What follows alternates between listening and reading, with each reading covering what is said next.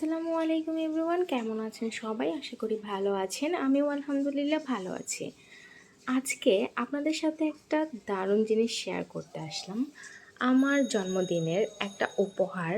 আর এই উপহারটা আমার সব থেকে পছন্দের ছিল আমার এবারের জন্মদিনে। যদিও আমার জন্মদিনটা অনেক দিন আগেই, মানে মার্চ মাসেই চলে গিয়েছে, কিন্তু আমি তো সবসময়ই লেট, আপনারা জানেন। তো একটু লেটেই চলে আসলাম আমার বার্থডের সব থেকে ফেভারিট গিফটটা আপনাদের সাথে শেয়ার করার জন্য। তো এই গিফটটা ছিল আমার একটা কলিগের থেকে। তো সে আমার খুব অল্প দিনেই খুব একজন ভালো বন্ধু হয়ে গেছেও বলতে পারেন। তো ওর সাথে আসলে সম্পর্কটা জানি কেমন ম্যাজিক্যাল।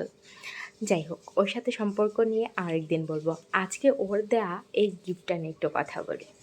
এই গিফটটা অনেক বেশি স্পেশাল আমার কাছে, এই জন্য যে এই গিফটটা কিন্তু ও নিজে হাতে তৈরি করেছে। এবার আপনারা দেখেন জিনিসটা কি।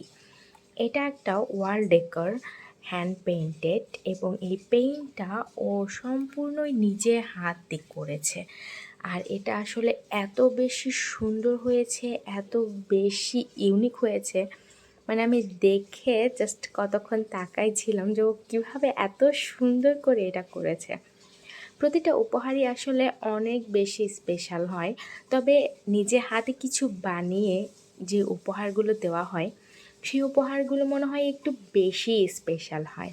স্পেশালি আমার কাছে হাতে বানানো উপহারগুলো কেন জানি একটু বেশিই ভালো লাগে। এই উপহারগুলোতে আমার মনে হয় এক ধরনের মায়া জড়িয়ে থাকে।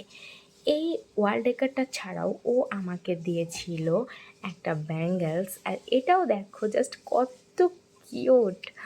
মানে এই ব্যাঙ্গেলসটা কাঠের একটা বেসের উপর করা, আর এটা ও নিজে হাতেই কিন্তু এঁকেছে। আর দেখো, সিম্পল হলেও জিনিসটা কত সুন্দর। মানে সিম্পল একটা ফুলও এত সুন্দর করে ব্যাঙ্গেলসের উপর ফুটিয়ে তুলেছে। বলতে হবে ওর হাতে ম্যাজিক আছে। ও আসলেই একটা ম্যাজিক্যাল মানুষ। ওর হাতে বলেন, ওর কথায় বলেন, সব কিছুতেই আসলে একটা ম্যাজিক আছে, যার জন্যই ম্যাজিক্যালি কিন্তু ওর সাথে আমার সম্পর্কটা এত গভীর হয়ে গিয়েছে। যাই হোক, দোয়া করবেন আমাদের বন্ধুত্বটা যেন সারা জীবন ভালো থাকে।